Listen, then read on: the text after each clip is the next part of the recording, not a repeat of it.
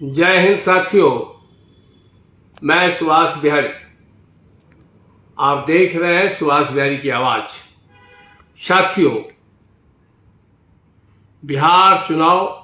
के बाद राजनीतिक परिवार में और राष्ट्रीय जनता दल परिवार में हार के बाद पारिवारिक कलह जो शुरू हुआ, जिसमें रोहिणी जी के द्वारा अपने भाई और उनके इर्द गिर्द रहने वाले लोगों पर जो आरोप लगाया गया वह एक पारिवारिक विषय है और परिवार में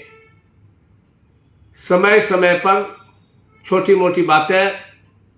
होती रहती हैं और हर परिवार का बड़े बुजुर्गों के द्वारा,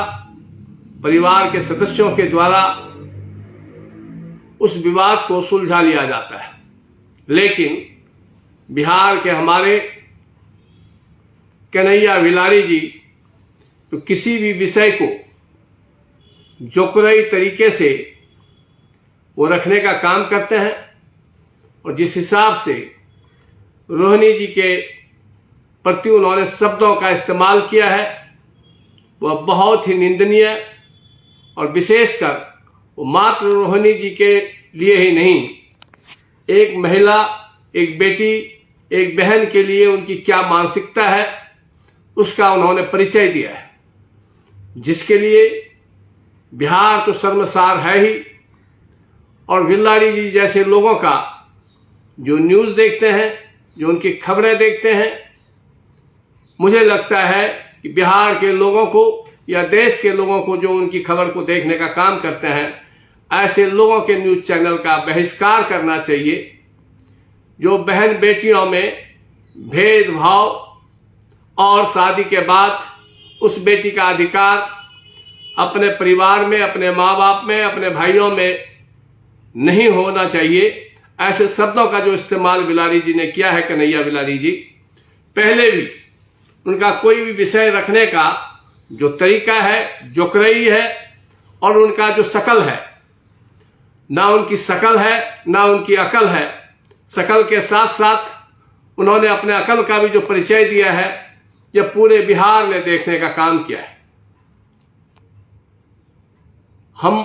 व्यक्तिगत रूप से उनका घोर निंदा करते हैं और ऐसे मानसिकता वाले, चाहे वो पत्रकार हो, जो समाज का वो बुद्धिजीवी व्यक्ति हो, ऐसे लोगों को धिक्कार है जो बहन बेटियों के लिए ऐसे शब्द का इस्तेमाल करते हैं। बहुत ही पीड़ा पहुंचाने वाली शब्द का उन्होंने इस्तेमाल किया है। उनको पूरे देश से और बिहार वासियों से, खासकर महिला और बेटियों से माफी मांगना चाहिए। रोहिणी जी से माफी मांगना चाहिए। जो शब्द उनके लिए इस्तेमाल किया है कि एक पिता के घर में बेटी का कोई अधिकार नहीं रहता शादी के बाद, वह बेटी का त्याग है और बेटी का स्नेह है कि शादी के बाद भी वो अपने परिवार का, अपने भाइयों का, अपने माँ बाप का वो ध्यान रखती हैं। और जो बेटी एक मिसाल पेश किया कि शादी के बाद भी जहां उसकी जिम्मेवारी अपने पति का, अपने ससुराल का, अपने बच्चों का परवरिश का है, उसका बिना परवाह किए उन्होंने अपने पिता को किडनी देकर के पिता का जान बचाने का कुर्बानी किया है। ऐसी बेटी को सैल्यूट करना चाहिए, ऐसी बेटी का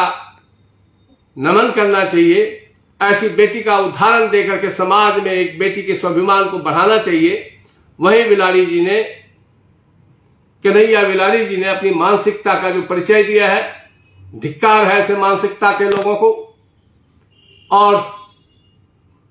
मेरा पुनः फिर से अपील है कि कन्हैया विलारी जी को पूरे देश से, महिलाओं से, बेटियों से माफी मांगना चाहिए और विशेषकर रोहिणी जी से उनको माफी मांगनी ही होगी। अन्यथा हम भारतीय शोषित सेना उनके खिलाफ मुहिम चलाएंगे और ऐसे पत्रकारिता और ऐसे मानसिकता वाले लोगों को धिक्कार है, धिक्कार है, धिक्कार है।